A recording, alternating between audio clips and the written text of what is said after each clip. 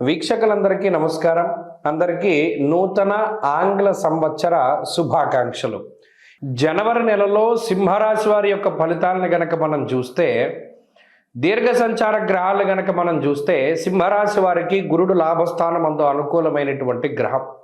సప్తమంలో రాహు మిశ్రమమైనటువంటి ఫలదాత. ఆయన ఏం పెద్ద అనుకూలించే గ్రహం కాదు. అష్టమ శని యొక్క దోషం ప్రధానంగా పట్టి పీడిస్తూ ఉన్నది. ఏమంటే అష్టమ శని వల్ల ఏంటంటే సమస్య? నానా కార్య విరోధస్యాత్ వ్యాధి పీడాధనక్షయం.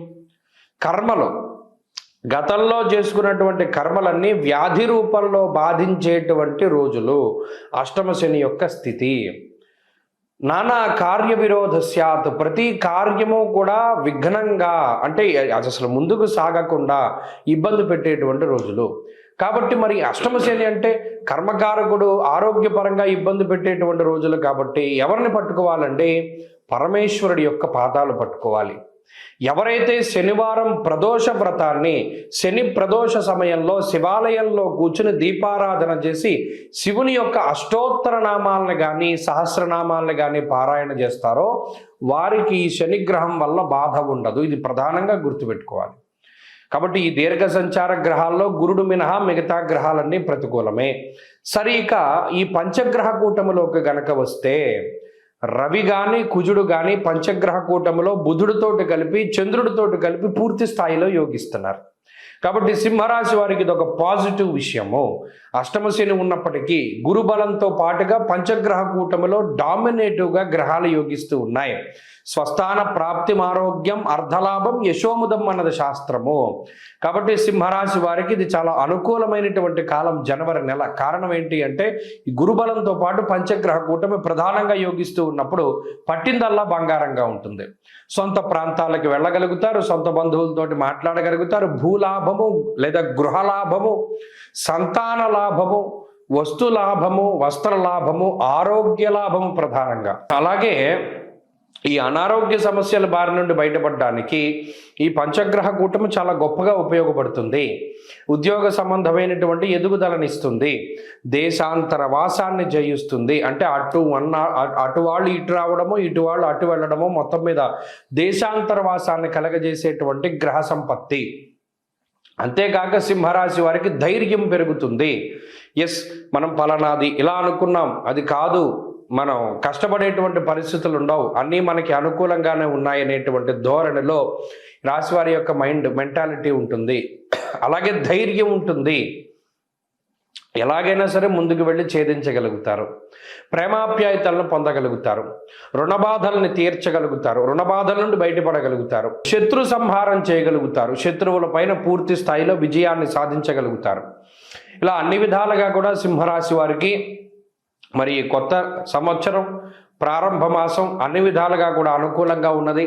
ఉద్యోగ వ్యాపార వ్యవహార వ్యవసాయేతర విషయాల్లో సానుకూలంగా ఉన్నది. చట్టపరమైనటువంటి వ్యవహారాలన్నీ ఒక కొలిక్కి రావడానికి అవకాశం ఉంటుంది.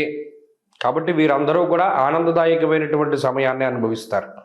మరిన్ని అనుకూలమైనటువంటి ఫలితాలను సాధించడానికై ఇందాక నేను చెప్పినట్టు శనివారం ప్రదోష వ్రతాన్ని ఆచరించండి, మంచి ఫలితాలు సంప్రాప్తమవుతాయి. ఈ కొత్త సంవత్సరంలో అందరికీ ఆయురారోగ్య ఐశ్వర్యాదులు కలగాలని, పరమేశ్వరుడి యొక్క అనుగ్రహం ఉండాలి అని, అలాగే ఈ సంవత్సరంలో ఏర్పడేటువంటి దేశారిష్ట యోగాలు, దుర్భిక్ష ఉల్కాపాతాలు లేదా మరేతరత్ర దోషాదుల వల్ల ప్రజలు ఏ రకంగానూ ఇబ్బంది పడకూడదు అని చెప్పి మనస్ఫూర్తిగా భగవంతుడిని మరొకసారి ప్రార్థిస్తూ, నూతన సంవత్సరంలో ఈ ఆంగ్ల సంవత్సరంలో మొట్టమొదటి నెల జనవరి నెలలో ఉండేటువంటి గ్రహస్థితిని మనం పరిశీలిద్దాం. ముఖ్యంగా ఈ నెలలోనే పంచగ్రహ కూటమి అనేటువంటిది సంభవించబోతూ ఉన్నది.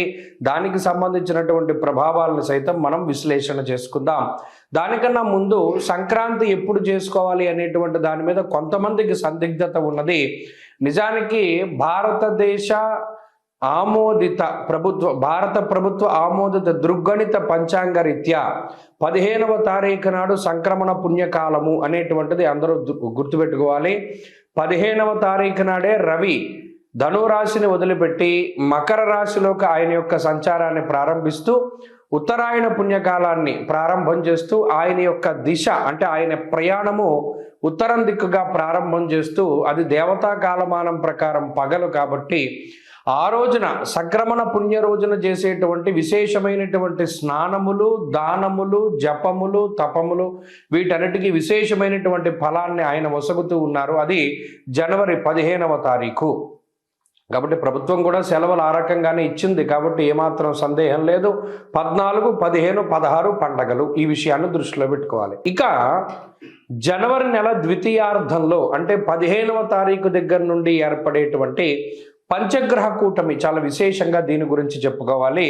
మకర రాశి యందు రవిగ్రహము, కుజగ్రహము, శుక్రగ్రహము, బుధగ్రహము, చంద్రగ్రహము వెరసి 5 గ్రహాల తాలూకు స్థితిగతులు ఇది కాలపురుషునికి దశమ కేంద్రమందు ఏర్పడుతూ ఉన్నాయి. కాబట్టి ఇది విశేషంగా ప్రభావాన్ని చూపిస్తూ ఉంటుంది. దేని మీద?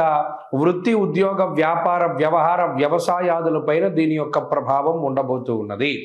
అలాగే అగ్నితత్వ సంబంధం ఉన్నటువంటి రవి కుజులు ఇద్దరూ కూడా భూతత్వ రాశి యందు నెలకొని ఉన్నారు.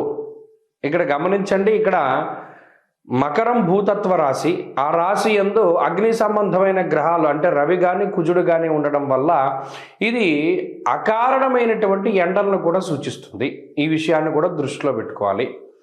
అలాగే రాజకీయపరమైనటువంటి విషయాలు కొంచెం ఆసక్తిని కలగజేస్తాయి.